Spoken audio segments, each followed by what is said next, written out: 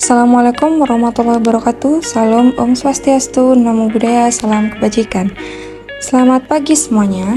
Pada pertemuan kali ini, konsep kebidanan, kita akan membahas tentang sejarah pelayanan kebidanan. Pada bagian ini, subbab yang akan kita bahas adalah pelayanan kebidanan yang ada di Indonesia dan pastinya di luar negeri. Setelah ada diskusi di dalam kelas, diharapkan anak-anak bisa menjelaskan kembali terkait sejarah pelayanan kebidanan di Indonesia dan juga di luar negeri. Sejarah pelayanan kebidanan di Indonesia.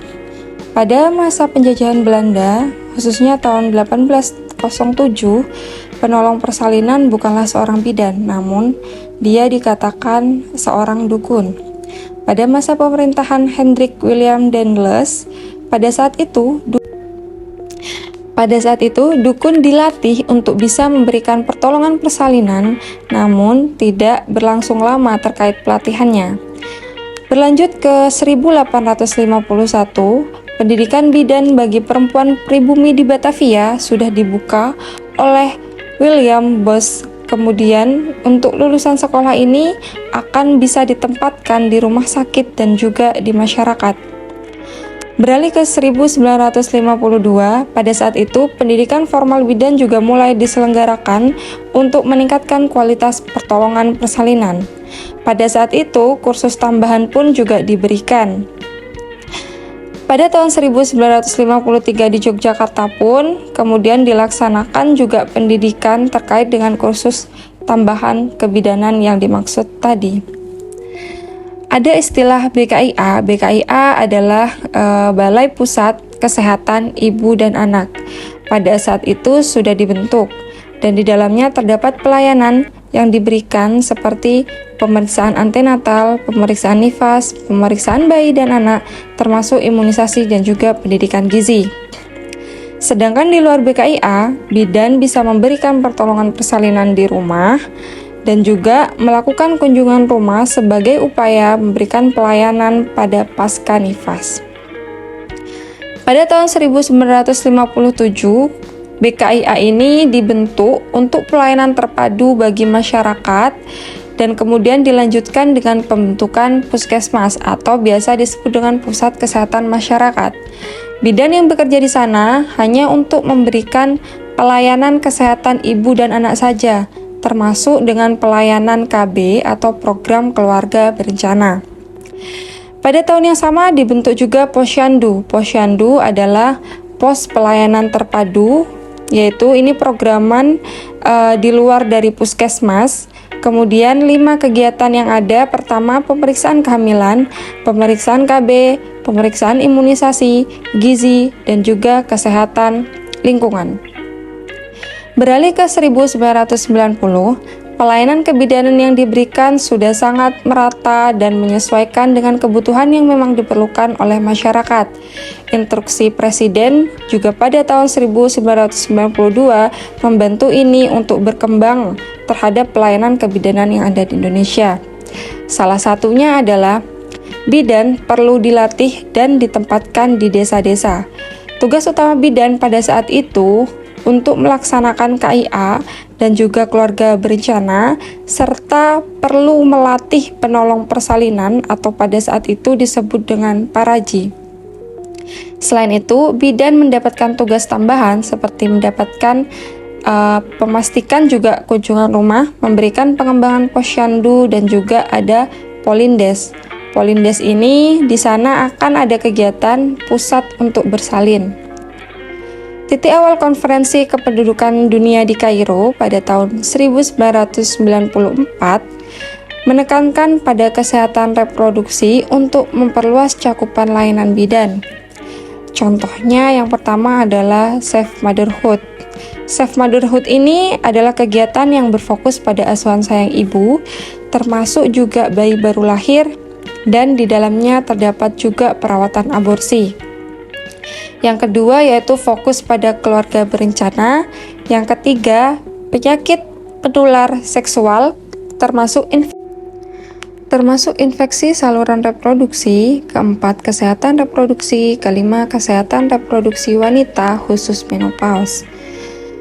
Kemudian beralih pada sejarah selanjutnya, Bidan dalam menjalankan peran, fungsi, dan tugasnya diatur dalam suatu Permenkes nomor 5380 dan juga nomor 363 dan juga 572, di mana bidan diatur untuk membantu pertolongan persalinan hanya sebatas normal atau fisiologis. Kemudian kewenangan dan juga kewenangan khusus itu diatur dalam Permenkes serta registrasi dan praktek bidan. Kewenangan bidan dalam pelayanan kebidanan itu sendiri di bidang KB hanya bisa memberikan program KB melalui obat pil KB, pemasangan IUD, kondom, kemudian juga AKBK. AKBK ini merupakan alat kontrasepsi subkutan atau yang biasa disebut dengan implan. Dalam melaksanakan tugasnya, bidan bisa bekerja sama, berkonsultasi, dan melakukan rujukan sesuai dengan kondisi pasiennya. Dalam situasi yang darurat, bidan juga berwenang untuk memberikan pelayanan kebidanan yang bertujuan untuk menyelamatkan nyawa. Misalkan, melakukan plasenta manual atau KBE-KBI, yaitu tangan bidan masuk ke dalam rahim ibu untuk mengupayakan kontraksi pada uterus.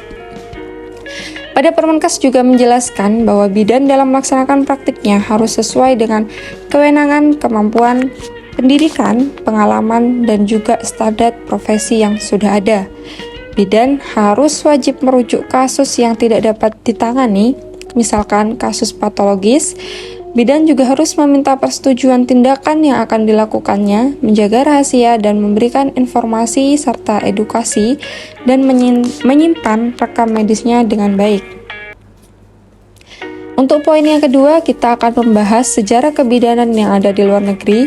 Di sini ada beberapa pilihan negara yang akan kita bahas. Yang pertama yaitu kebidanan di Mesir.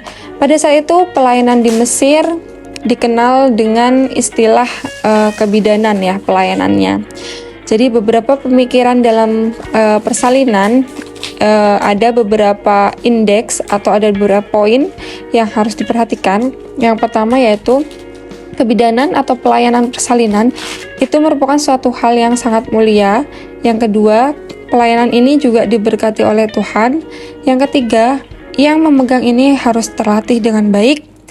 Yang keempat, pelayanan ini diatur dalam undang-undang yang mengontrol praktik dan harus memanggil dokter konsultan jika ada masalah saat melahirkan. Berbeda dengan negara Roma. Di negara Roma, ilmu kebidanan pada zaman Romawi datang dari bangsa Yunani melalui Mesir. Ada dua jenis bidan yang ada di zaman Romawi.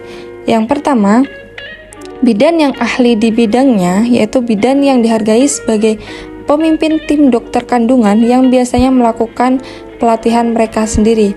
Kemudian yang kedua, bidan yang berstatus rendah, yaitu pada saat itu sama dengan bidan yang setara dengan dukun bersalin. Kita beralih ke negara Selandia Baru. Di negara ini terdapat peraturan mengenai praktik pelayanan kebidanan sejak tahun 1904, namun lebih dari 100 tahun yang lalu, ruang lingkup praktik kebidanan pada saat itu sebagai akibat dari meningkatnya rawat inap dan medikalisasi persalinan. Pada saat itu di Selandia Baru, perempuanlah yang mencoba melawan model pelayanan persalinan dan menginginkan kembalinya bidan tradisional, yaitu seseorang yang mendampingi mereka selama kehamilan hingga 6 minggu setelah bayi dilahirkan. Pada saat itu, persalinan normal sudah dilakukan, namun perlahan-lahan bidan pada saat itu hanya menjadi asisten dokter. Pada negara Jerman, pada saat itu, kebidanan atau biasa disebut dengan antenatal care, pertolongan persalinan di sana masih dilakukan oleh dokter spesialis kandungan. Kegiatan yang dilakukan oleh dokter SPOG di sana yaitu melakukan pemeriksaan USG, melakukan VT atau pemeriksaan dalam, dan kemudian dari segi palpasi, dokter kandungan masih belum memiliki pendidikan kesehatan yang kompeten sehingga kelahiran waktu itu tetap dilakukan oleh kandungan namun pemeriksaan palpasi tidak dilakukan. Itu beberapa contoh sejarah tentang pelayanan kebidanan yang ada di negara asing. Untuk selanjutnya nanti kita akan membahas tentang negara lain dan melanjutkan diskusi pada sesi kedua saat jam pelajaran dimulai. Terima kasih.